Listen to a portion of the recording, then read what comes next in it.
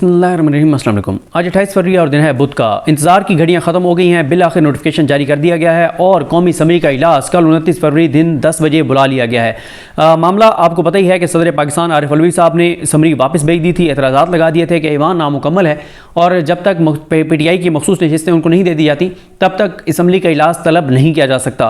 उन्होंने रिफ्यूज़ किया। उसके बाद उनको दोबारा दरख्वास्त भेजी गई कि आप नज़रसानी करें। रिक्वेस्ट की गई कि आप शफ़क़त फरमाएँ, मेहरबानी करें, आप ये ना करें और आप ही इजलास बुलाएं, क्योंकि इसमें आइन बड़ा वाज़ेह है कि इजलास सदर ने बुलाना है, स्पीकर नहीं बुला सकते। तो ये एक मुतनाज़ फ़ैसला किया गया है और ये मुतनाज़ फ़ैसला जो है अब गो के असम्बली का इजलास बुला लिया गया है, लेकिन ये तनाज़ा बरकरार रहेगा। उसकी रीज़न ये है कि इलेक्शन कमीशन ऑफ पाकिस्तान ने अभी तक मखसूस नशिस्तों का फ़ैसला नहीं किया।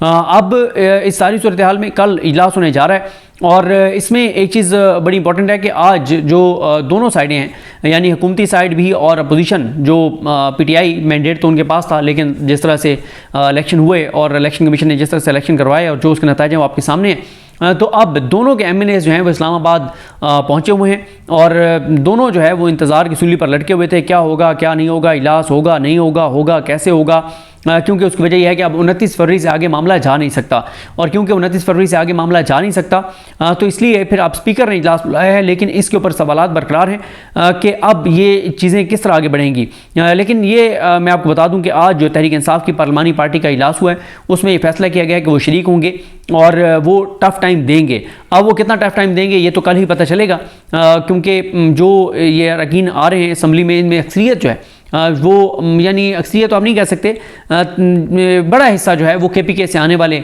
MNAs का है, जो KPK से, क्योंकि आई थिंक KPK से 37 MNA की सीटें हैं PTI के पास और अगर PTI को मखसूस नशिस्तें मिल जाएँ तो वो तकरीबन बनती हैं 30 मखसूस नशिस्तें PTI को मिलनी हैं। अगर वो 30 मखसूस नशिस्तें मिल जाएँ तो आप अंदाज़ा लगाएं कि वो 30 PTI के नज़रियाती लोग होंगे, ख़वातीन होंगी, एग्रेसिव ख़वातीन होंगी, अक़लियती मेंबर्स होंगे और बड़ा एक जो है वो बड़ा एग्रेसिव PTI का एक वहाँ पे सूरत हाल देखने को आएगी जब मखसूस नशिस्तें मिल जाएंगी। अभी भी ऐसा नहीं है कि मामला ठंडे होंगे।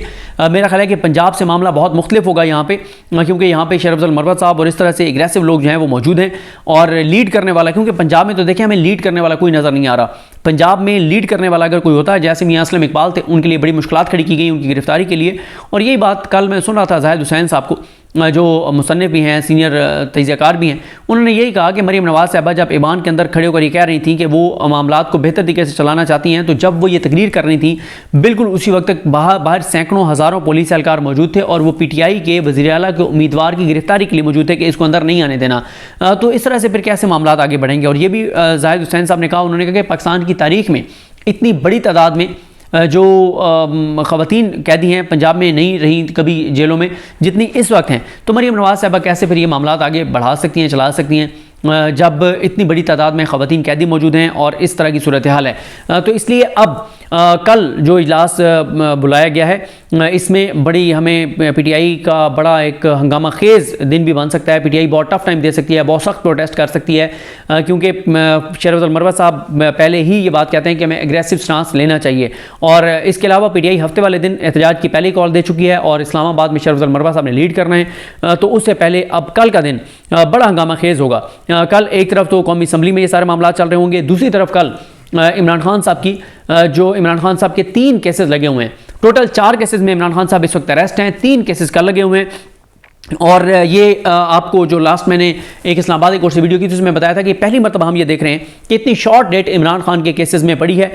जो अल-कादिर है उसमें इमरान खान साहब पर फर्द जुर्म आयद हुई है, लेकिन उसमें ट्रायल चल रहा है। उसमें इमरान खान साहब की जो गिरफ्तारी डाली हुई है वो उन्होंने नैब के जज बशीर थे, उन्होंने ज़मानत की दरख्वास्त मुस्तरद की थी बाद से गिरफ्तारी, वो जो चैलेंज किया है PTI ने, इमरान खान साहब ने हाई कोर्ट में, उस पर नेक्स्ट वीक के लिए नोटिस है। लेकिन 2 और मामलात, एक इमरान खान साहब की जो तोशाखाना में इमरान खान साहब और बुशरा बीबी साहिबा की सज़ा है वो, और जो इमरान खान साहब और शाह महमूद कुरैशी साहब की साइफर केस में सज़ा है वो चीफ जस्टिस आमिर फारूक साहब और जस्टिस मियां गुल हसन औरंगजेब साहब ने उसमें नोटिस किए थे जुमेरात के लिए। वो कल जो है वो भी समाअत होगी 12 बजे और कल ही इमरान खान साहब और बुशरा बीबी साहिबा के खिलाफ जो इद्दत केस का फैसला है उसकी समाअत होगी सेशन कोर्ट में, क्योंकि उसमें अपील सेशन कोर्ट में बनती थी, ये हाई कोर्ट में बनती थी, तो इसलिए ये हाई कोर्ट में आई हैं।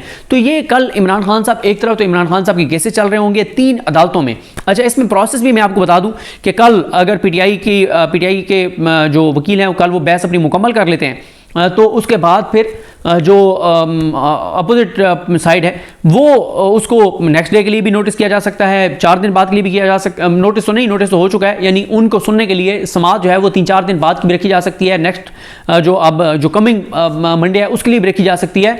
तो कल अगर पीटीआई के वकला इन दोनों केसों में बहस मुकम्मल कर लेते हैं तो फिर बड़ी जल्दी इमरान खान साहब की ज़मानतें जो हैं वो हो जाएंगी। अब ये देखना है कि पीटीआई के वकील कितनी प्रिसाइज जो है वो आर्गूमेंट्स उनके होते हैं, क्योंकि इससे पहले जब हमने साइफर केस में ज़मानत का मामला देखा था तो उस वक्त 10 घंटे तक सलमान सफदर साहब को दलाइल देने पड़े थे आमिर फारूक साहब की अदालत में, और आमिर फारूक साहब ने ज़मानत की दरख्वास्त मुस्तरद कर दी थी। और जब उन्होंने ज़मानत की दरख्वास्त मुस्तरद की थी तो वो मामला सुप्रीम कोर्ट गया था और सुप्रीम कोर्ट ने पूरे साइफर केस को उड़ा के रख दिया था, तबाह हो गया था, बर्बाद हो गया था सारा कुछ। जब सुप्रीम कोर्ट ने ना सिर्फ इमरान खान को ज़मानत दी थी बल्कि ये भी लिख छोड़ा था कि ये केस तो बनता ही नहीं है जिस तरह से बनाया जा रहा है, और कोई एक भी सबूत उन्होंने कहा था कि पेश नहीं किया जा सका।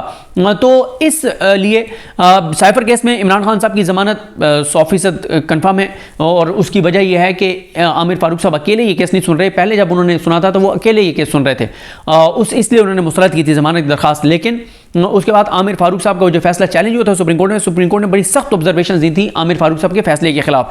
अब आमिर फारूक साहब के साथ बैठे मियां गुल हसन औरंगजेब साहब।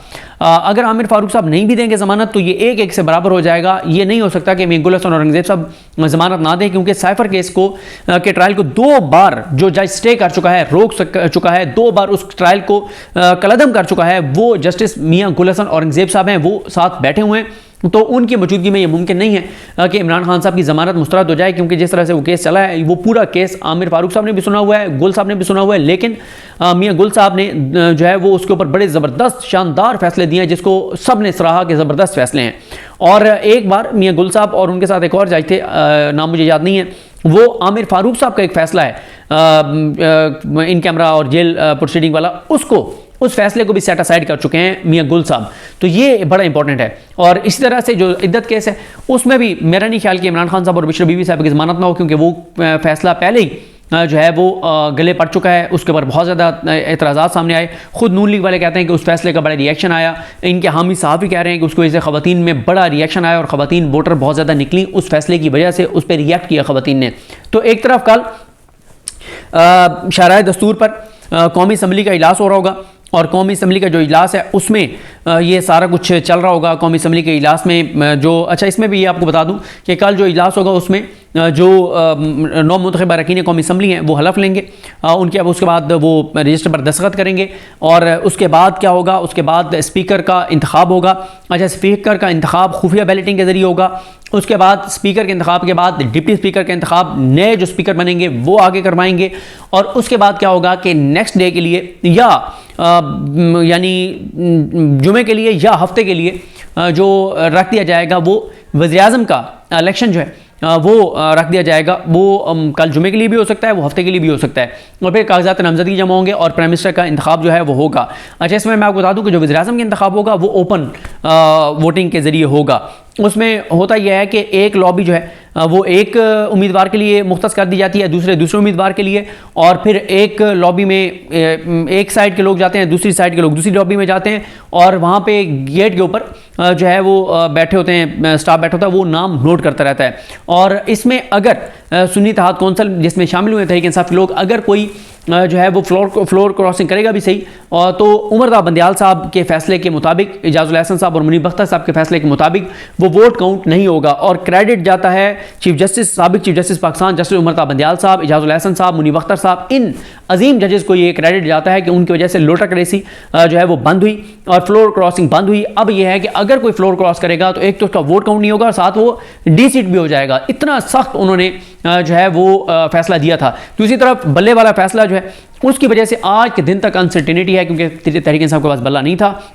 जब बल्ला उनके पास नहीं था तो उनकी मखसूस नशस्तें नहीं थी। मखसूस नशस्तों के लिए उनको सुन्नी इत्तेहाद कौंसिल में में जो है वो शामिल होना पड़ा, और उधर शामिल होने की वजह से जो ये हुआ है, आप कहें कि अभी तक पीटीआई को मखसूस नशस्तें जो है वो नहीं दी गई। तो इस सारी सूरत हाल में कल का दिन जो है वो इम्पॉर्टेंट है। ये देखना है कि तहरीक इंसाफ यहाँ पे किस तरह से प्रोटेस्ट करती है, कितना टफ टाइम देती है, क्योंकि पंजाब में तो तहरीक इंसाफ उतना टफ टाइम मरीम नवाज साहब को नहीं दे पा रही, लेकिन यहाँ पे देखना है कि कौमी असम्बली में शहबाज शरीफ साहब को कितना टफ टाइम मिलता है। ये मैं आपको बता दूं कि टोटल जो है वो 336 का ये ज़ाहिर ईवान है और इसमें 70 मखसूस नशिस्तें हैं, 40 जो है वो दी जा चुकी हैं, ये जो हुकूमती पार्टियाँ बन रही हैं इनको, और 30 बाकी हैं जो पीटीआई की हैं। पीटीआई की 30 मखसूस नशिस्तें पीटीआई को नहीं दी गई और उसके ऊपर फैसला जो है वो महफूज है। तो ये 30 मखसूस नशिस्तें बहरहाल पीटीआई को मिलनी चाहिए और प्राइम मिनिस्टर के लिए 169 वोट जो हैं वो दरकार हैं और ये वोट 169 जो हैं वो पीपल्स पार्टी और पीएमएलएन के पास मौजूद हैं। तो ये जनाब सूरत हाल है।